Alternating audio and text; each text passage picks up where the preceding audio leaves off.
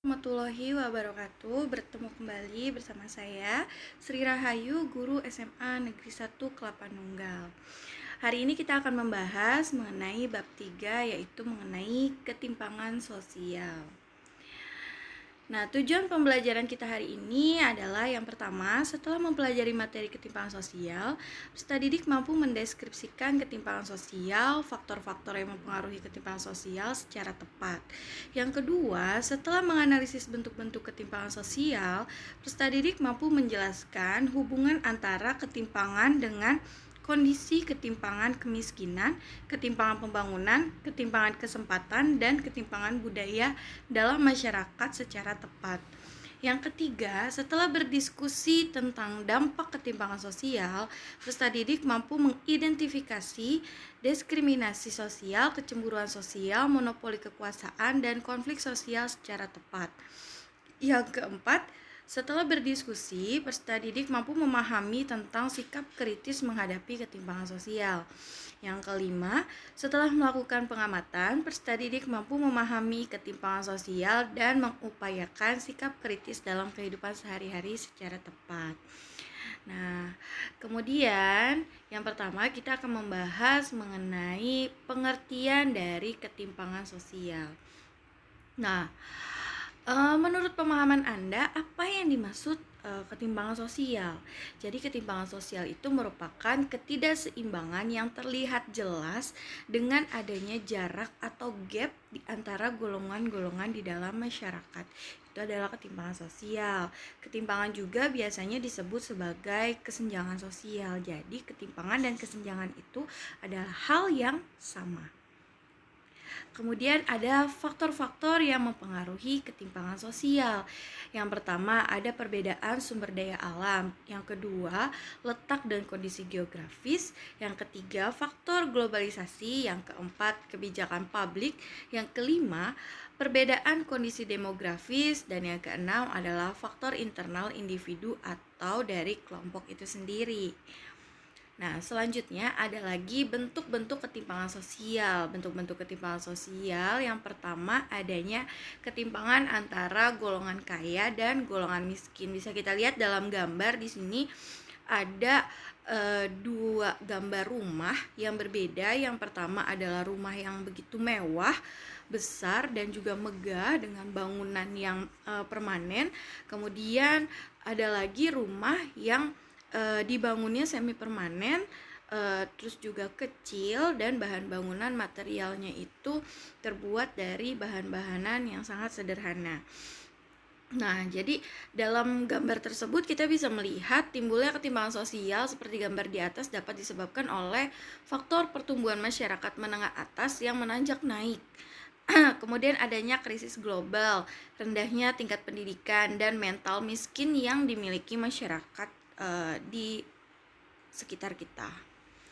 Kemudian ada lagi ketimpangan pemilik modal dan juga buruh. Kenapa sih kalau pemilik modal dan buruh ini bisa terjadi ketimpangan? Ya karena ketimpangan pemilik modal dan buruh berkaitan dengan jaminan upah yang diterima buruh. Jarak ketimpangan sosial itu semakin melebar ketika banyak pemilik modal tidak memberikan upah sesuai standar upah yang ditetapkan pemerintah daerah. Nah, beban pekerjaan pun tidak sebanding dengan upah yang diberikan. Makanya, kesenjangan dapat terjadi ketika pemilik modal dengan buruh itu ada di dalam masyarakat. Selanjutnya ada dari ketimpangan pembangunan. Rata-rata ketimpangan pembangunan di Indonesia itu terjadi akibat proses pembangunan yang belum merata dan hanya berpusat di daerah tertentu. Contohnya misalnya antara desa dan kota, kemudian antara Pulau Jawa dan luar Pulau Jawa, antara kawasan perbatasan dan kawasan non perbatasan. Selanjutnya ada ketimpangan kesempatan. Nah, di sini ada gambar lagi. Di sini ada dua gambar yang kita bisa lihat. Yang satu adalah anak SMA dan juga anak SD. Di situ mereka memiliki kesempatan yang berbeda dalam bidang fasilitas pendidikan. Meskipun sama-sama di dalam sekolah, tapi fasilitasnya bisa kita lihat. Kalau gambar yang anak SD, mereka bersekolah di bangunan yang semi permanen, kemudian tanpa adanya lantai, bahkan mereka tidak menggunakan alas kaki dengan pakaian yang seadanya. Nah, yang anak SMA ini bisa kita lihat mereka menggunakan seragam yang rapi, lengkap dengan fasilitas yang begitu memadai, yaitu dengan adanya laptop atau komputer di sekolah untuk media pembelajaran juga. Selanjutnya ada ketimpangan budaya lokal dan budaya global. Jadi ketimpangan budaya merujuk pada ketidaksepadanan posisi budaya yang dianut atau dijalankan oleh masyarakat.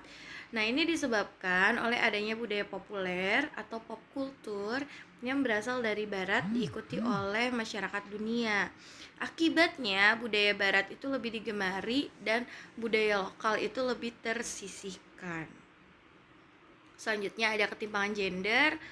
Timbangan gender itu ada banyak macamnya juga. Yang pertama ada marginalisasi perempuan, ada stereotip gender, ada subordinasi perempuan, ada kekerasan, dan juga ada beban ganda.